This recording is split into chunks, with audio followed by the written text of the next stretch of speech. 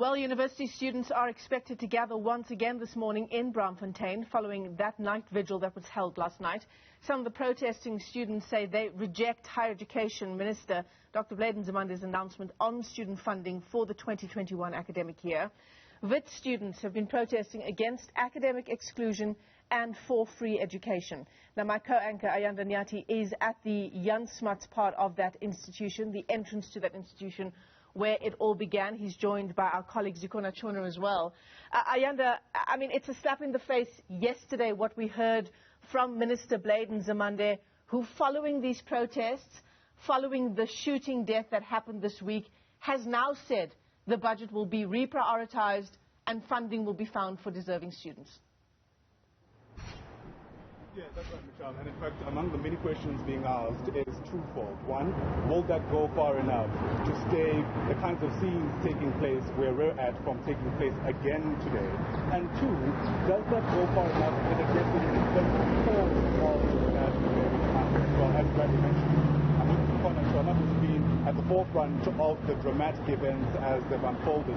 Let's start, Zikona, perhaps by going through the timelines for when the week began. Very few people were able to predict that Wits University itself would be faced with the kinds of challenges that it had to face over the past few days. And certainly the way that the protest did start, we couldn't have foreseen that this was going to happen. The street behind us is in fact the epicenter of where it all began. You can still see the remains of the tires that were burnt yesterday still on the ground. This is where students had gathered and had formed a circle and were singing when police started firing rubber bullets at them. Yeah, right. And part of now what needs to be reflected upon is what's going to happen in the coming hours, right? A hope from government has been that the announcement from Nzimande, the Higher Education Minister, will in some ways dampen the flames. And we're not quite sure whether that will happen. Well, students have been quite adamant that they want all students to register regardless of the amount of money that they owe whatever institution that they go to.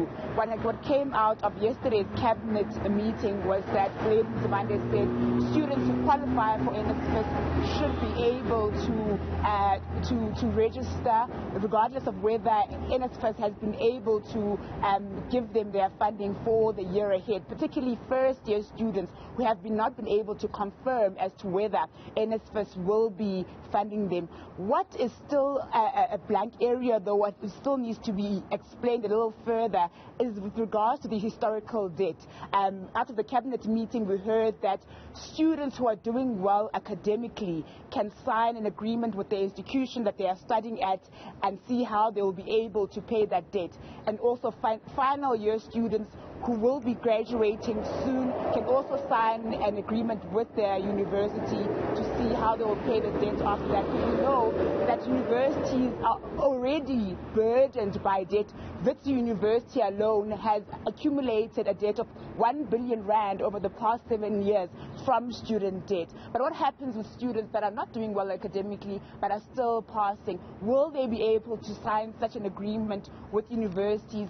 And because that's not clear yet, we know that students have said that they want each and every student to be able to register, and that's the only thing that will bring an end to the protest that we've seen playing out in Braamfontein over the past week.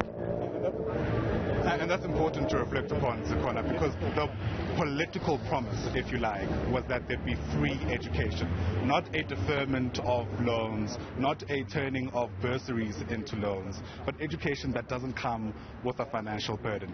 That's certainly, if you like, a sticking point that many of the protesters would want to point out today. There seems to be these protests around access to higher education. This is not the first time that we've seen these protests playing out. Could government not have planned better? Especially knowing that we are in a pandemic, people are losing jobs. How then do we make sure that we don't see the scenes playing out here? How could government have better prepared for this year ahead? Because we can't be surprised. Whether there was a pandemic or not, there were going to be challenges with regards to students accessing higher education. The pandemic has added an an extra burden onto that.